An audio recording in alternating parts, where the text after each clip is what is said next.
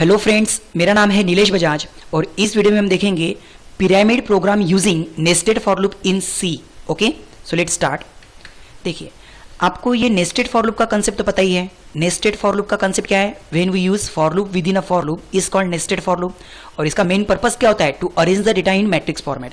जैसे यहाँ पे आउटर फॉर लूप रो के लिए होता है और इनर फॉर लूप कॉलम के लिए होता है। कहने का मतलब 5 रो और 5 कॉलम का मैं एक मैट्रिक्स बना रहा हूं जिसमें हम क्या प्रिंट कर रहे हैं? स्टार, कुछ इस तरह से। ठीक है, अब मैं यहां पे चाहता हूं कि आउटपुट कुछ इस तरह से आए। लाइक जैसे फॉर एग्जांपल देखो मान लो आप बाहर का जो आउटर फॉर लूप है वो कितनी बार घुमा रहे हैं?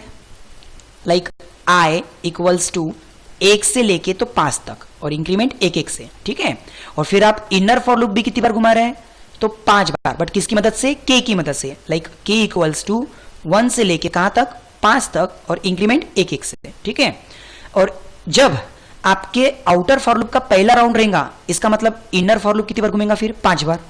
मतलब आपका i जब 1 रहेगा, मतलब रो नंबर जब 1 रहेंगी, तो पहली रो में ये इनर फॉर लूप कितनी बार घूम रहा? 5 बार। और क्या प्रिंट कर रहा? स्टार। मतलब स्टार कितनी बार प्रिंट होंगे? 1 2 3 4 5 बार। सेम फिर यहां पे आप यूज करते हो स्लैश एन ताकि कर्सर नीचे आ जाए। और फिर अगेन जब आपका आउटर फॉर लूप का दूसरा राउंड रहेगा, मतलब जब आपका i 2 रहेगा, second row, again inner for loop कितनी बार घूम रहा? 5 बार। मतलब फिर से 5 स्टार प्रिंट होंगे, 1 2 3 4 5। अगेन कर्सर नीचे। फिर आपकी रो नंबर जब तीसरी रहेंगी, मतलब जब आपका i 3 रहेगा, फिर से inner for loop 5 bar star print करेगा, कुछ इस तरह से। बट हमें अब आउटपुट इस तरह से नहीं चाहिए। अब हमें क्या करना है कि यहां पर अगर सपोज आपका आउटर फॉर लूप यानी कि i की वैल्यू फर्स्ट है, i की वैल्यू जब 1 है, मतलब पहला रो, तो इनर फॉर लूप 5 बार नहीं बल्कि एक ही बार घूमना चाहिए। मतलब स्टार एक ही बार प्रिंट होना चाहिए।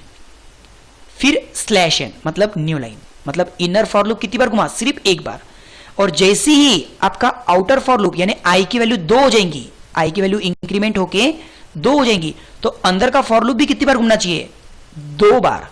मतलब कहने का मतलब अंदर का जो फॉर लूप है वो ना तो 5 बार घूम रहा, ना सिर्फ एक बार, बल्कि अगर आपकी सेकेंड रो है, मतलब i की वैल्यू अगर 2 है, तो इनर फॉर लूप भी कितनी बार घूमेगा? 2 बार। इसका मतलब आउटपुट कैसे आएंगे? 2 स्टार।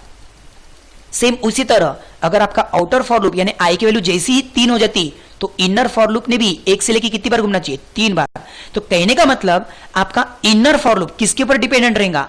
i के ऊपर। मतलब अगर i की वैल्यू 1 है तो आपका इनर फॉर लूप भी एक बार घूमेगा। अगर आपके i की वैल्यू 2 है तो इनर फॉर लूप भी 2 बार घूमेगा। तो देखिए, इसी को हम देखते हैं प्रैक्टिकली। यहां पे आपका जो कॉलम है जो 1 से लेके 5 तक घूम रहा, तो वहां से हम 5 हटा के क्या लिखेंगे? i। सूरत में i कितना है? बिगिनिंग में देखो 1, तो इसका मतलब 1 से लेके 1 तक ही, मतलब ये लूप सिर्फ एक बार स्टार प्रिंट करेगा, न्यू लाइन। फिर जब आपका i इंक्रीमेंट होके 2 बनेगा, तो इनर फॉर लूप 1 से लेके 2 टाइम्स मतलब स्टार प्रिंट करेगा। देखो इस तरह से। जब आपका i 3 बना, मतलब तीसरी रो में 3 बार स्टार आए। आपका i जब 4 बना, मतलब चौथी रो में 4 स्टार आए। आपका i फाइनली जब 5 बना, मतलब 5वीं रो में 5 स्टार आए। तो दैट इज पिरामिड का प्रोग्राम। ओके, आई होप आपको ये कंसेप्ट समझ में आया होगा। बट अब यहां पे देखो, मैंने आपको पहली वीडियो में भी बताया है कि इस रो की वैल्यू को यानी कि i को अगर मैं अंदर प्रिंट करता हूं %d, i, तो आउटपुट कैसा आएगा? कांस्टेंट। मतलब देखो बिगिनिंग में i कितना है? 1, और ये लूप भी कितनी बार घूमेगा? सिर्फ i तक, मतलब एक बार। तो एक बार क्या प्रिंट होगा? 1। सेकेंड टाइम जब ये लूप फिर से घूम के आएगा तो i कितना बनेगा? 2। तो ये लूप भी कितनी बार घूमेगा? 2 टाइम्स, और i क्या प्रिंट होगा? 2 2। मतलब आउटपुट कुछ इस तरह से आएगा 1 2 2। नेक्स्ट टाइम जब i 3 बनेगा और ये लूप 3 बार घूमेगा, और उस वक्त i की वैल्यू भी 3 बार प्रिंट होंगी, और i की वैल्यू कितनी रहेंगी? 3 3 3। देन i जब 4 बनेगा, ये लूप भी कितनी बार घूमेगा? 4 बार, और i की वैल्यू क्या प्रिंट होंगी? 4, लेकिन कितनी बार? 4 बार। इस तरह से। एंड फाइनली जब i की वैल्यू 5 बनेगी, तो इनर लूप भी 5 बार घूमेगा और i को 5 बार प्रिंट करेगा। तो आउटपुट कैसा आया? पिरामिड में आया, बट कांस्टेंट। 1 तो सिर्फ 1, 2 तो फिर 2 2, 3 तो 3 3 3। इस तरह से मैंने बताया था आपको एक वीडियो में कि अगर आप रो की वैल्यू को इनसाइड प्रिंट करते हो तो आउटपुट कांस्टेंट आता है। देखिए अभी हम इसको रन करते हैं। मतलब पिरामिड में आउटपुट कैसा आया? 1 2 2 3 3 3 4 4 4 4 5 5 5 5 इस तरह से। और वहीं पे अगर मैं i की जगह पे k कर दूं तो आउटपुट चेंजेबल आएगा। बट कैसे? देखो शुरुआत में जब आपका i 1 है तो ये लूप भी कितनी बार घूमेगा, सिर्फ एक बार, और उस टाइम पे k की वैल्यू कितनी प्रिंट होगी, 1। बट नेक्स्ट टाइम जब लूप घूम के आएगा i की वैल्यू कितनी होगी, 2, तो ये लूप भी कितनी बार घूमेगा, 2, लेकिन 1 से लेके 2 तक, मतलब आउटपुट कैसा आएगा k का, 1 से लेके 2 तक। तीसरी बार जब i की वैल्यू 3 बनेगी तो इनर लूप 1 से लेके 3 यानी कि 1 2 3 प्रिंट करेगा कुछ इस तरह से। और चौथे लूप में 1 2 3 4, पांचवी बार क्योंकि i की वैल्यू अगर 5 बनती है तो k 1 से लेके 5 तक जाएगा, मतलब कुछ इस तरह से। दैट इज आउटपुट कैसा आ रहा है, चेंजेबल। ओके, देखो आउटपुट कैसा आ रहा है, चेंजेबल। सो आई होप आपको ये कंसेप्ट समझ में आ रहा होगा कि हम पिरामिड के प्रोग्राम किस तरह से रन कर सकते हैं। ओके, अब यहाँ पे मैं थोड़े से चेंजेस करता हूँ, मतलब आपको पिरामिड के प्रोग्राम समझ में आएंगे।